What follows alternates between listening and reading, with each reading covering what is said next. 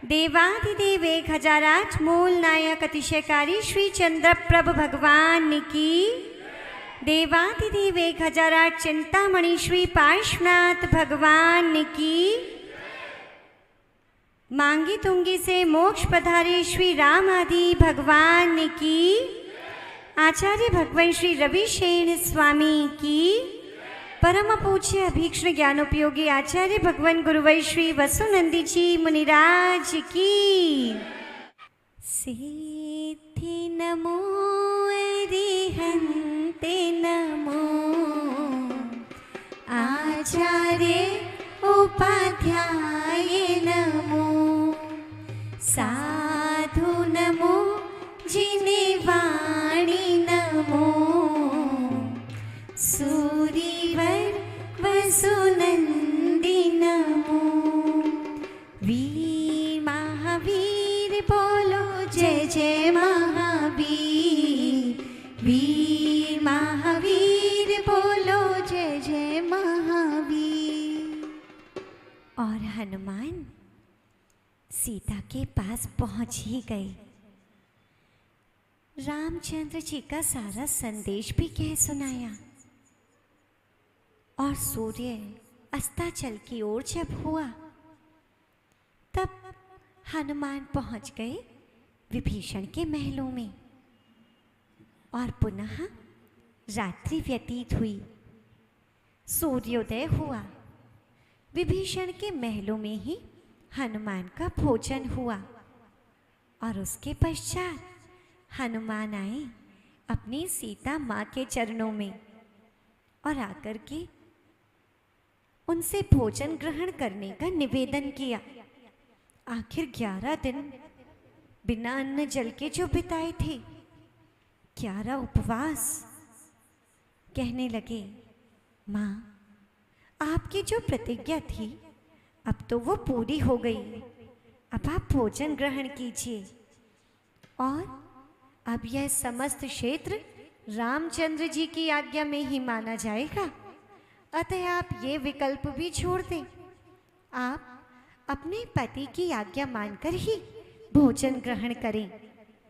तब सीता ने 11 दिनों बाद भोजन ग्रहण किया और पुनः सीता हनुमान से बोली, हनुमान जब तक कोई नया संकट यहाँ उत्पन्न हो उससे पहले ही तुम यहाँ से निकल जाओ। ऐसा ना हो तुम्हारे लिए कोई परेशानी खड़ी हो जाए। ये कोई सामान्य नगरी नहीं, रावण की माया नगरी है। पता नहीं कब क्या हो जाए। हनुमान भी चलने लगा और कहने लगा, माँ मेरे प्रभु ने मुझे आज्ञा दी थी कि चलते हुए आपका चूड़ामणि उनके पास लेकर के पहुँचूं। तो कृपया कर क्या आप अपना चूड़ामणि देंगी? सीता ने हर्ष सहित वह चूड़ामणि दिया और कहने लगी, जाकर के मेरे स्वामी से कहना हनुमान कि बस उनके मिलन की आशा में ही मेरे शरीर में प्राण ठहरे हैं। वे जल्दी आए, मैं उनकी प्रतीक्षा में हूँ। और इस प्रकार हनुमान वहाँ से निकल गया। और तभी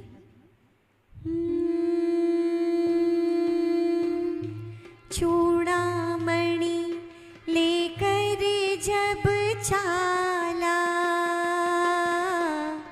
रूप देख व्याकुल हुई बाला। रावण ने दी तसे वध आज्ञा,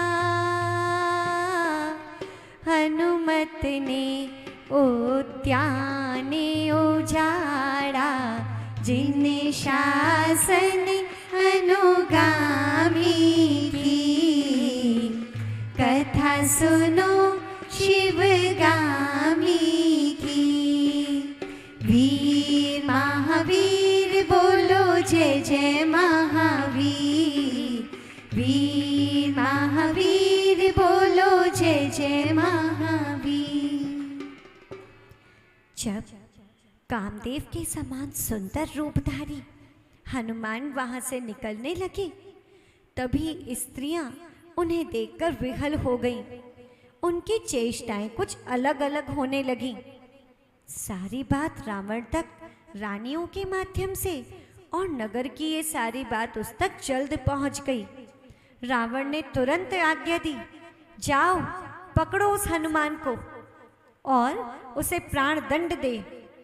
तभी सारे किंकर, सभी सिपाही दौड़ने लगे।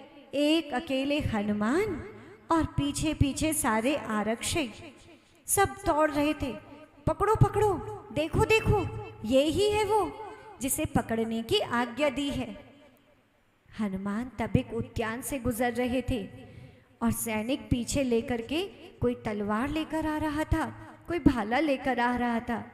हनुमान भी उन्हें रोकने के लिए वृक्ष उखाड़ा, उनके ऊपर डाला और ऐसा करते करते उनसे तो पूरा उद्यान ही उजड़ गया और पुनः राजमार्गों पर चलने लगे। और उनकी शक्ति और बल का प्रदर्शन तो तब भी हुआ जब उन्होंने दुकानों की पंक्तियां ही नीचे गिरा दी। उस समय राजमार्ग भी युद्ध भूमि सा प्रतीत होने लगा। ये कौन है? सारे किंकर जिसके पीछे भाग रहे हैं, पकड़ नहीं पाए। तब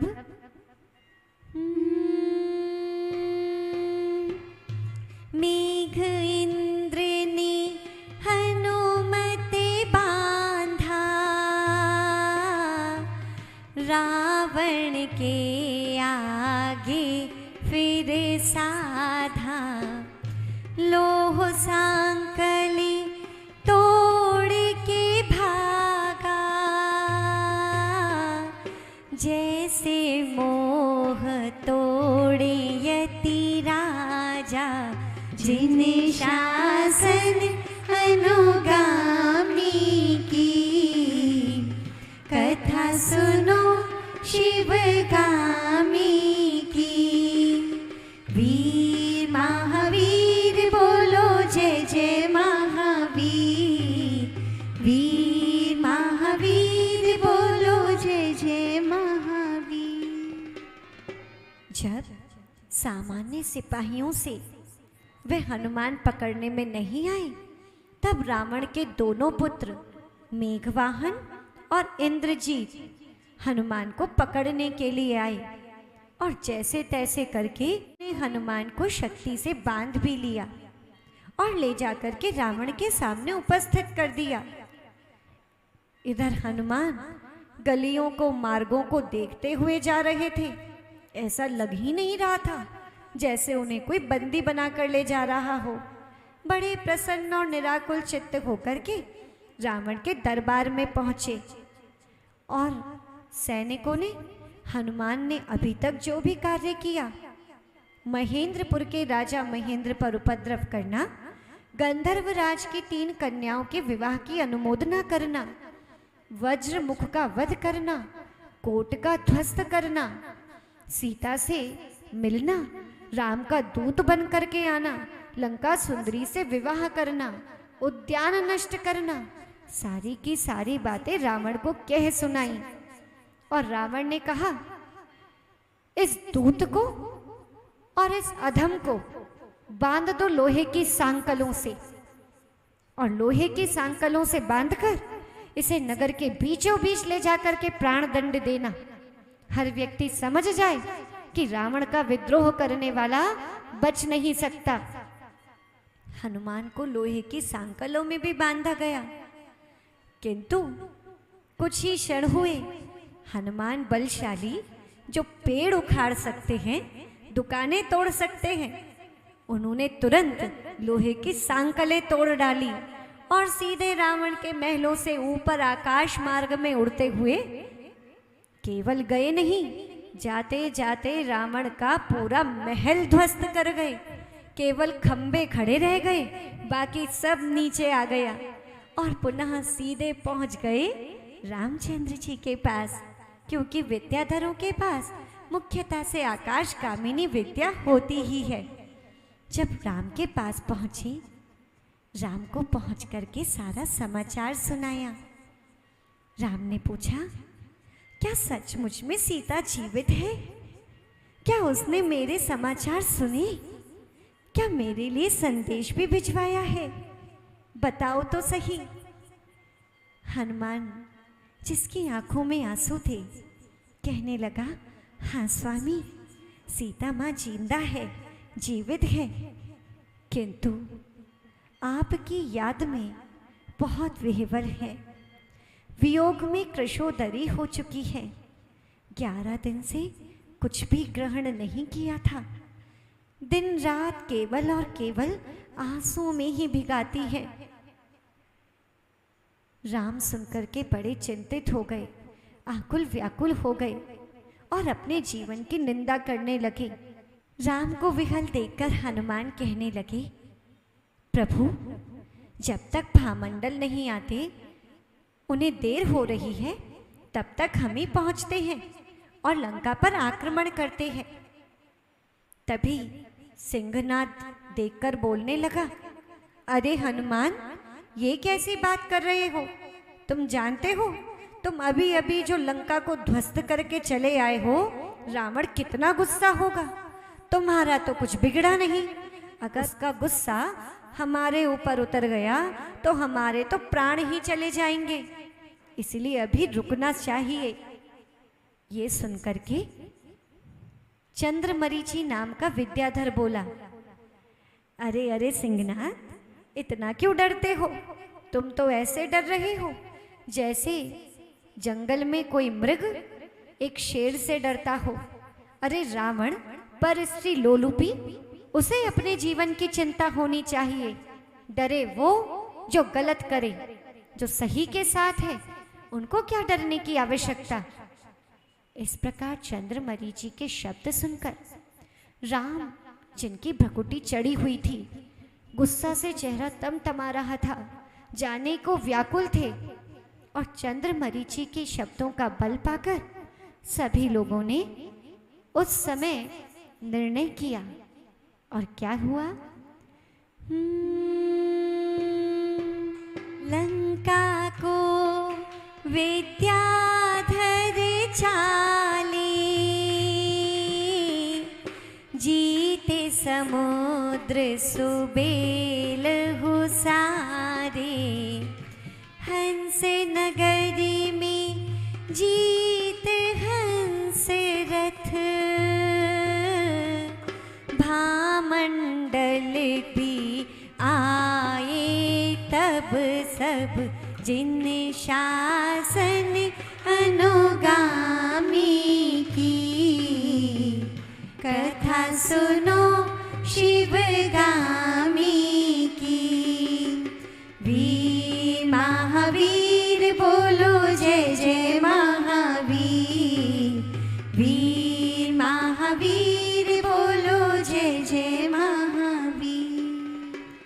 सभी विद्याधर आपस में कहने लगे, हमारे पास नल, नील, सुग्रीव, अंग, अंगद, विराधित, महेंद्र, प्रसन्न कीर्ति, उनका पुत्र भूतनाथ इत्यादि इतने बड़े बड़े योद्धा हैं। तब तो विद्याधरों को अब लंका की ओर प्रस्थान करना ही चाहिए। और सीधे लंका थोड़े ही ना पहुंचे थे, सबसे पहले पहुंचे बेलंधर नगर। वहां के राजा समुद्र युद्ध करने के लिए उद्यत हुए और बातों ही बातों में नल नील ने उन्हें पराजित कर दिया। जब राजा समुद्र ने राम की अधीनता स्वीकार की, तब उन्होंने उनका राज्य समुद्र को ही सौंप दिया और राजा समुद्र ने अपनी 4 कन्याओं का विवाह लक्ष्मण के साथ कर दिया। पुनः प्रसन्न होकर विद्याधरों की सेना आगे बढ़ी और पहुंच गई सुबेल नगर। सुबेल नगर के राजा सुबेल को अपने वश में किया और पुनः वहां हर्ष से रुककर आगे चलकर पहुंचे हंस द्वीप के हंसपुर नगर में। वहां पर भी राजा हंस रथ को वश में कर लिया। ये लंका के जस्ट पहले का पड़ाव था, जिसके बाद सीधे लंका में ही प्रवेश करना था। इधर तो हंसरथ को जीता और उधर भामंडल का भी आना हो गया। सभी लोग बड़े प्रसन्न थे और लंका की ओर अब कूच करने के लिए पूरी तरह तैयार थे। अब सीधे युद्ध क्षेत्र में जो पहुंचना था। इधर तो युद्ध की भेरी बज गई और उधर रावण युद्ध की भेरी को सुनकर बहुत क्रोधित हुआ और उसके यहाँ के जो विद्याधर थे, मारीच, अमलचंद, भास्कर, हस्त, प्रहस्त इत्यादि सभी अपने कवच अस्त्र शस्त्रों के साथ तैयार होकर के आ गए। उन सभी को देखकर विभीषण कहने लगा,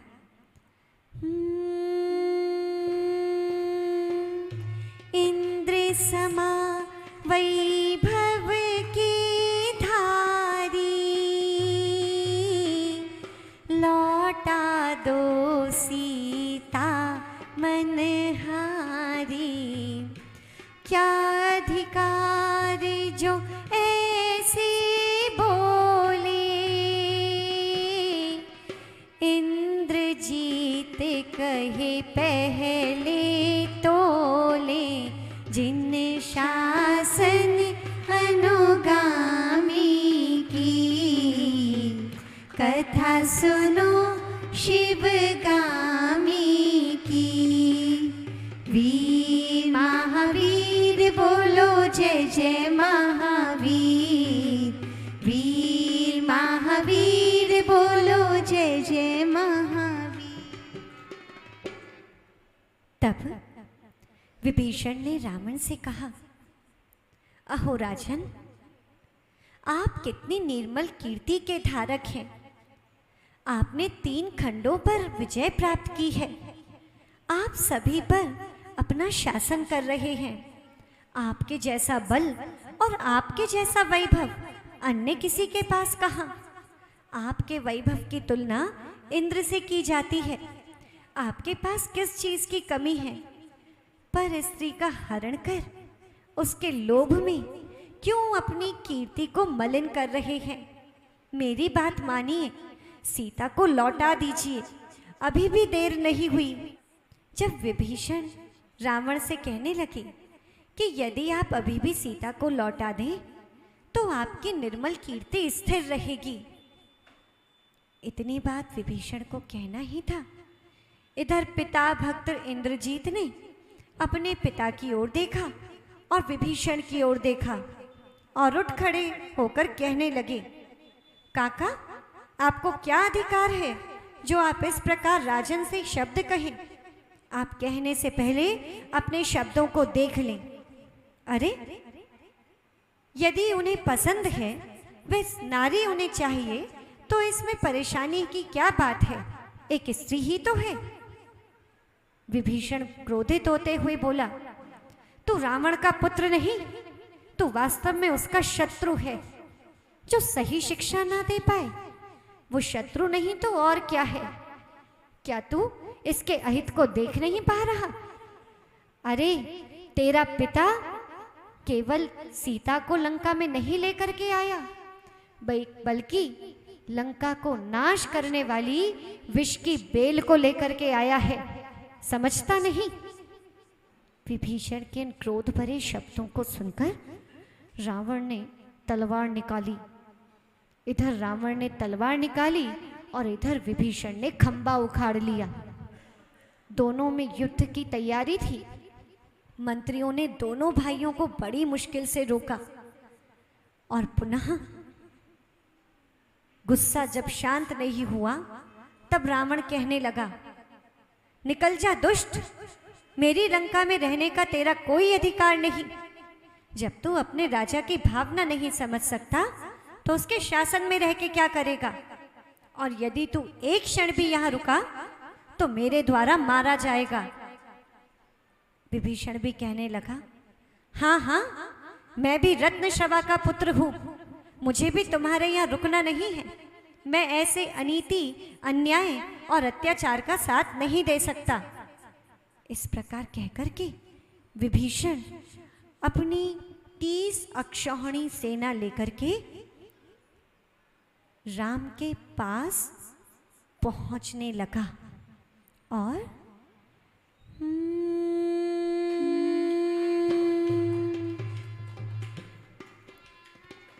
राम विभीषण मिलन हुआ था, नृप बनाने का वचन दिया था। भामंडल भी तब वहाँ आया, लंका का फिर लक्ष्य बनाया। जिन शासन अनुगामी की, कथा सुनो शिवगामी की। वीर महावीर बोलो जय जय महावीर, वीर महावीर बोलो जय जय महावीर। विभीषण अपनी विशाल सेना को लेकर के जब राम की ओर बढ़ता हुआ आ रहा था, उसी समय विद्याधरों के मन में तरह तरह के प्रश्न उठ रहे थे। ये रावण की सेना इधर क्यों चली आ रही है? क्या ये अभी युद्ध करने के लिए तत्पर हैं? और यदि ऐसा है तो हम भी तैयार हैं। इधर वानर वंशी भी युद्ध करने के लिए तैयार हो गए, किंतु तभी समाचार मिला कि विभीषण तो राम की अधीनता स्वीकार करने आए हैं। राम तक समाचार पहुंचा। अंदर मंत्रिमंडल बैठा हुआ था, विचार करने लगे, ये विभीषण आखिरकार इस युद्ध के समय पर राम के पास क्यों आना चाहते हैं? ऐसा तो नहीं इसके पीछे रावण का कोई छल हो? क्या पता छल से ही राम को मारने के लिए अपने किसी व्यक्ति को भेजा हो। जाम्बुनत, सुग्रीव इत्यादि सभी इस बात पर मंथन कर रहे थे। निर्णय निकल कर के आया कि ऐसा आवश्यक नहीं। यदि वह अपनी विशाल सेना लेकर आया है तो जरूर कोई ना कोई बात होगी। हनुमान भी कहने लगे, हाँ हाँ, क्योंकि विभीषण न्यायप्रिय हैं, नीतिज्ञ हैं और सीता के हरे जाने के विरोध में हैं, तो संभवतः आपकी अधीनता सच में स्वीकार करने आए हों। राम के पास विभीषण को लाया गया।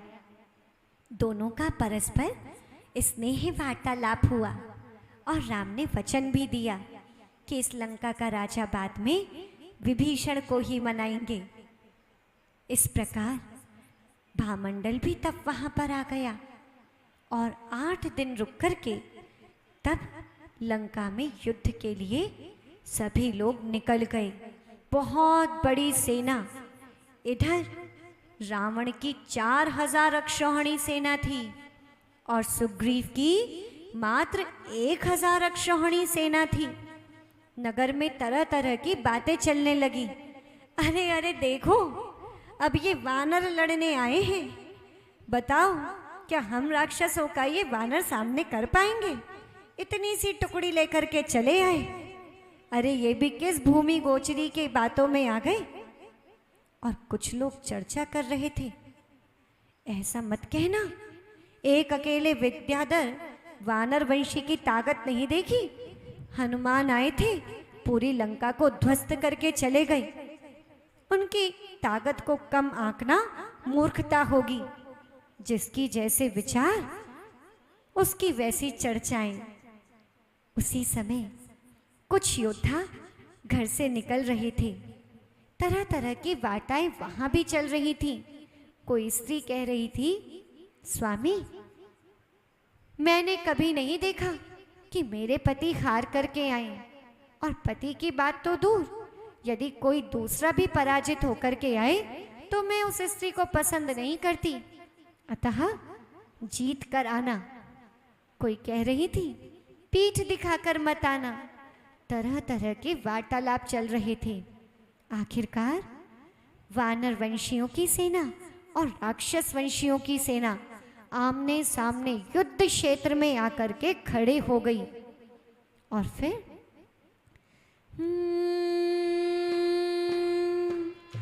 कई राक्षस वंशी गए मारे, वानर वंशी भी बेचारे, भामंडल सुग्रीव को लाए,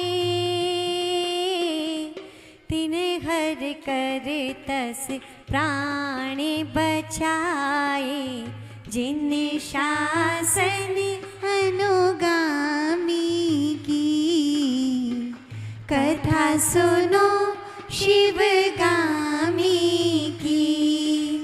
वीर महावीर बोलो जय जय महावीर, वीर महावीर बोलो जय जय महावीर। इधर राक्षस वंशी विद्याधरों की ओर से आगे आगे हस्त प्रहस्त निकले और पीछे पीछे मारीच, सिंहजवन, स्वयंभू, शंभू, सुंद, निकुंभ, माल्यवान इत्यादि बड़े बड़े सुभट निकलने लगे और उनके पीछे निकले मेघवाहन, इंद्रजीत, कुंभकर्ण और पुनः सबसे पीछे निकला पुष्पक विमान में बैठ करके रावण। ये सभी लोग युद्ध क्षेत्र में जा डट पड़े। यूं तो हस्त प्रहस्त को पहले निकलने के लिए आज्ञा नहीं दी गई थी, किंतु अवसर पर दोष भी गुण रूप प्रकट हो जाते हैं। बिना आज्ञा के आगे निकलना ये तो युद्ध क्षेत्र के गौरव को दिखा रहा था। और इधर नल, नील, हनुमान, जाम्बुनद, जयमित्र, महेंद्र इत्यादि निकले। उनके पीछे रत्नप्रभ विमान पर बैठ करके विभीषण निकला और उनके पीछे राम, लक्ष्मण, सुग्रीव, भामंडल ये हंसों के विमान पर बैठ करके निकले। दोनों सेनाएं आमने सामने आ गईं। इधर हस्त प्रहस्त और इधर नल नील। युद्ध ऐसे चलने लगा, पदातियों से पदाति टकराने लगे, गजारूढ़ से गजारूढ़, अश्वारोहियों से अश्वारोही। ऐसे लगने लगा जैसे कोई खून की होली ही खेल रहा हो। कहीं मस्तक कट के गिरने लगे, कहीं हाथ पैर छेदे जाने लगे और बीच ही बीच में नल नील ने हस्त प्रहस्त का वध कर दिया। पहला दिन व्यतीत हुआ। रावण की सेना, उसका मनोबल कुछ कम हुआ।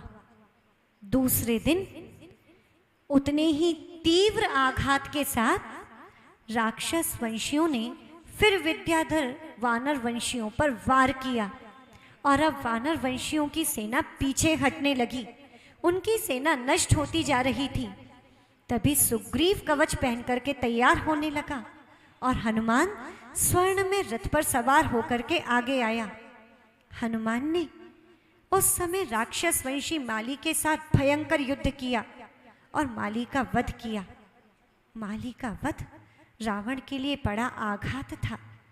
उसका भाई ही तो था।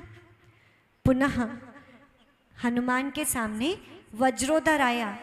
हनुमान ने उसका भी वध कर दिया। अब रावण का पुत्र जम्बूमाली सामने आया और जम्बूमाली से हनुमान का युद्ध होने लगा। देखते ही देखते जम्बूमाली ने 2 बार हनुमान का धनुष तोड़ दिया और उसके वक्षस्थल पर जोर से प्रहार किया, किंतु हनुमान को तो वो प्रहार ऐसा लगा जैसे किसी ने पुष्प फेंक करके मारा हो। और इधर जाम्बूनद के रथ के 100 सिंग खोल दिए। जैसे ही 100 शेर इधर उधर दौड़ने लगे, पूरी सेना में हाहाकार मच गया। और इधर तभी हनुमान ने अपनी सी थोड़ी सी दूरी पर रावण को देखा। जैसे ही रावण की ओर जाने लगा, बीच में महोदर आ गया। महोदर से युद्ध होने लगा और देखते ही देखते हनुमान शीघ्र ही राक्षस वंशियों के बीच में घिर गए। हनुमान देख करके इधर वानर वंशी उद्यत हुए युद्ध के लिए और उन्होंने भी आकर के वहीं युद्ध करना प्रारंभ किया। उधर जब वानर वंशी राक्षस वंशियों की सेना को खदेड़ने लगे, तब वहां से निकल करके आया कुंभकर्ण। और कुंभकर्ण सेना में आगे आकर के पूरी वानर वंशी सेना को पीछे खदेड़ने लग जाता है। कुंभकर्ण को देख करके वो सभी वानर वंशी डर भी बहुत गए थे, कुंभकर्ण का सामना कैसे करें। लेकिन तभी कुंभकर्ण ने निद्रा बाण चलाया। पूरी वानर वंशी सेना निद्रा में झूमने लगी। किसी के हाथ से तलवारें छूटने लगी, किसी के हाथ से धनुष गिरने लगे। उन्हें पता ही नहीं करना क्या है। तभी निद्रा बाण को काटने के लिए सुग्रीव ने प्रतिबोधिनी बाण चलाया और पुनः वो जागृत अवस्था को प्राप्त हुए और सभी युद्ध के लिए उद्यत हुए। वानर वंशियों की सेना में फिर से उत्साह को देखकर अब की बार तो रावण तैयार हुआ। किंतु जब रावण आने लगा तो इंद्रजीत ने बोला, पिताजी मेरे होते हुए आप युद्ध करने जाओगे? ये तो कुछ उचित प्रतीत नहीं होता है। जब तक पुत्र हो, वो भी सामर्थ्यवान, तो पिता को आगे नहीं जाना चाहिए। ऐसा विचार कर पिता से कहकर इंद्रजीत युद्ध के लिए तैयार हो गया और सुग्रीव को बोला, रे पशु तुल्य अधम वानर, अपनी शक्ति किन पर दिखाता है? यदि तुझ में सामर्थ्य है तो आ मेरा सामना कर। इधर इंद्रजीत और सुग्रीव आमने सामने हो गए और दूसरी ओर मेघवाहन ने भामंडल को ललकारा। दोनों के बीच में भयंकर युद्ध होने लगा। यदि मेघवाहन की ओर से अग्नि बाण आता तो इधर भामंडल वायु बाण छोड़ देता, जल बाण छोड़ देता। यदि वहां से सर्प बाण आता तो यहाँ से गारुड़ी बाण छोड़ देते। बहुत भयंकर युद्ध होने लगा। उस समय आकाश में देव भी उस युद्ध को देख करके घबराने लगे और देखते ही देखते इंद्रजीत और मेघवाहन दोनों ने एक ही हथियार अपनाया। उन्होंने तामस बाण छोड़ दिया। तामस पूरी सेना में अंधकार छा गया। वानर वंशी सेना को कुछ दिखना सा बंद हो गया और इतनी ही देर में दोनों ने भामंडल को और सुग्रीव को एक साथ बांध लिया। इधर भामंडल और सुग्रीव नागपाश में बंध गए और पुनः ये खबर और उनकी ये चमक विभीषण तक पहुंची। विभीषण देखने लगा और रामचंद्र जी से कहने लगा, हे स्वामी, ये आप आकाश मंडल देख रहे हैं? ये जो चमक, ये जो प्रभाव दिख रहा है, ये सामान्य अस्त्रों का नहीं। हमारे लगता है कोई योद्धा इंद्रजीत और मेघवाहन की पकड़ में आ गए हैं। उन्होंने अपनी शक्ति का प्रयोग कर उन्हें नागपाशों में बांध लिया है और ये योद्धा कोई और नहीं, सुग्रीव और भामंडल थे। प्रभु, यदि सुग्रीव और भामंडल पकड़े गए, यदि वो मृत्यु को प्राप्त हो गए, तो हम इस युद्ध पर विजय प्राप्त नहीं कर पाएंगे। इन्हें रोकिए। और देखो देखो, उधर कुंभकर्ण ने हनुमान को अपने भुजापाश में कैद कर लिया है। हनुमान, सुग्रीव, भामंडल सब राक्षस वंशियों के पास पहुंच गए। इधर देखते ही देखते विभीषण ने कहा, मैं जाता हूं और मैं सेना का सामना करता हूं, तब तक प्रभु आप कुछ कीजिए। इधर अंगद चुपके से कुंभकर्ण के पास जाता है और जाकर के उसका अधोवस्त्र ढीला कर देता है। जब तक कुंभकर्ण उसे संभालता है, तब तक तो हनुमान छूट करके भाग जाता है। हनुमान तो छूट करके भाग गया। इधर विभीषण जब मेघवाहन और इंद्रजीत के सामने आए, तब इंद्रजीत देखने लगे, अरे ये तो हमारे काका हैं और काका भी पिता समान ही हैं। मैं इन पर अस्त्र कैसे उठा सकता हूँ? नहीं नहीं, हम ये कुकृत्य नहीं कर सकते। काका के सामने हम अस्त्र नहीं उठा सकते। वैसे भी आज इनके सेना के 2 धुरंधर योद्धा तो चले ही गए। ये सब सोचकर इंद्रजीत और मेघवाहन वहां से लौट गए। इधर हनुमान बचकर आ गए और इधर सुग्रीव और भामंडल जो मूर्छित थे उन्हें भी अपनी ओर मंगा लिया गया। और पुनः कैसे उनकी मूर्छा दूर हो। तब राम लक्ष्मण को याद आया जब वंशस्थल पर्वत पर उपसर्ग दूर किया था। किनका? देशभूषण कुलभूषण मुनिराज का। उस समय गरुड़ेंद्र ने प्रसन्न होकर के वर दिया था और जैसे ही गरुड़ेंद्र को याद किया वो सामने प्रकट हो गए। उन्होंने राम और लक्ष्मण को सिंह वाहिनी और गरुड़ वाहिनी विद्या दी। हल और मूसल राम को दिया और पुनः गदा लक्ष्मण को दिया। ये सब रत्न देने के बाद इधर भामंडल भी और सुग्रीव भी दोनों की मूर्छा दूर हो गई। और फिर जैसे ही ये बात रावण के यहाँ पता लगी उनको बहुत क्रोध आया। और अगले दिन क्या हुआ? रावण विभीषण सन्मुख आए, लक्ष्मण इंद्रजीत बंधाए। राम ने कुंभ कर्ण को बांधा और विराधित मेघ को साधा। जिन शासन अनुगामी की कथा सुनो शिवगामी की। वीर महावीर बोलो जय जय महावीर। वीर महावीर बोलो जय जय महावीर। जय जय महावीर। वीर महावीर बोलो जय जय महावीर। तब रावण और विभीषण आमने सामने हुए।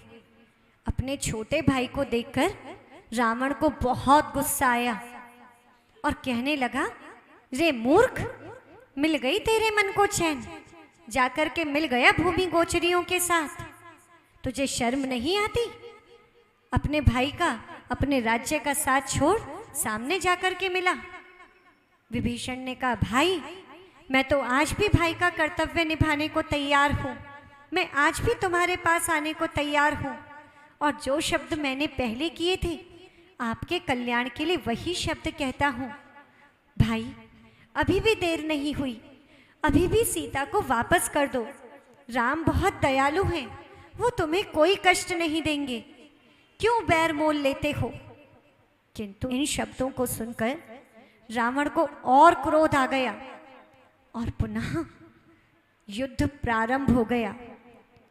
युद्ध दोनों ओर से बहुत भयंकर हो रहा था।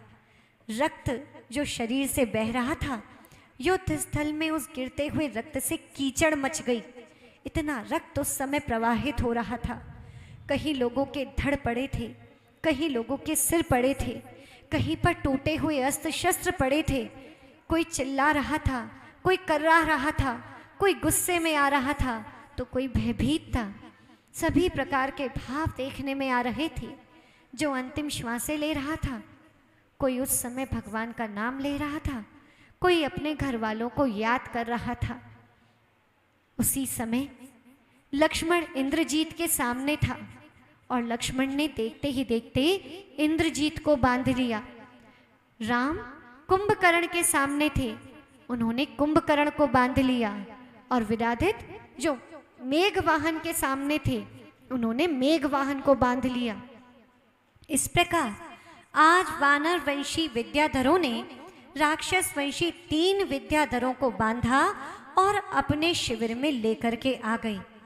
और तीनों ही, 2 तो थे रावण के पुत्र इंद्रजीत और मेघवाहन और एक था रावण का भाई कुंभकर्ण। जब ये तीनों ही बंधन को प्राप्त हो गए तब रावण को ऐसा लगा जैसे कि उसकी आधी से ज़्यादा शक्ति राम की सेना के पास पहुंच गई हो। उस दिन का युद्ध तो समाप्त होता, रावण को बहुत गुस्सा आया। अच्छा, 3 बांध लिए। तब रावण के सामने लक्ष्मण आया और लक्ष्मण रावण का भयंकर युद्ध होने लगा। कुछ लोग देखने लगे, कहीं आपस में युद्ध चल रहा था, कोई रावण और विभीषण के भयंकर युद्ध को देख रहे थे। रावण कभी लक्ष्मण पर भारी था और कभी लक्ष्मण रावण को पीछे खदेड़ने में समर्थ था। युद्ध चलते चलते रावण को गुस्सा आया और उसने वो शक्ति, जो अमोघ विजया शक्ति उसे कैलाश पर्वत पर मिली थी, वो अमोघ विजया शक्ति लक्ष्मण पर चला दी और लक्ष्मण तभी वहां पर मूर्छित हो गए। वो शक्ति कोई सामान्य शक्ति नहीं थी। रावण सूर्य अस्ताचल की ओर था, ये सोच करके अपने महलों तक चले गए, नगर तक चले गए कि अब यह लक्ष्मण उठ नहीं पाएगा। इधर जैसे ही ज्ञात हुआ कि लक्ष्मण को शक्ति लगी, युद्ध भी रुक चुका था। रावण, विभीषण सभी लोग लक्ष्मण के पास आए। राम लक्ष्मण को देख करके रोने लगे। हाय लक्ष्मण, ये क्या हो गया? आंखें खोल मेरे भाई। और जैसे ही उसे छूने के लिए आगे बढ़े, एक मंत्री ने रोकते हुए कहा, रुकिए राम, अपने भाई को स्पर्श मत कीजिए। शक्तियों का प्रभाव ही ऐसा होता है। ये कोई सामान्य शक्ति नहीं, बहुत विशेष शक्ति है। इसका प्रभाव इनको छू करके आप पर भी या किसी भी छूने वाले पर आएगा। इसीलिए वहीं की वहीं शिविर तक गया, जिसके 7 द्वार बनाए गए और 7 ही द्वारों पर नल, नील, विभीषण, सुग्रीव, सुभद्र, सुषेण और भामंडल पहरा दे करके खड़े हो गए। राम जोर जोर से रोने लगे, यदि मेरा भाई नहीं रहा तो मेरी चिता भी यहाँ पर तैयार कर दो, मैं भी उसमें प्रवेश करूँगा। मेरे इस जीवन का कोई अर्थ नहीं।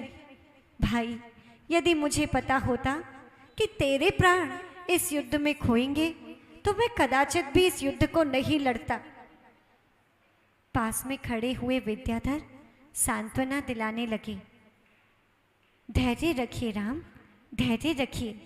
आपका भाई नारायण है और नारायण की ऐसे आकस्मिक मृत्यु नहीं होगी।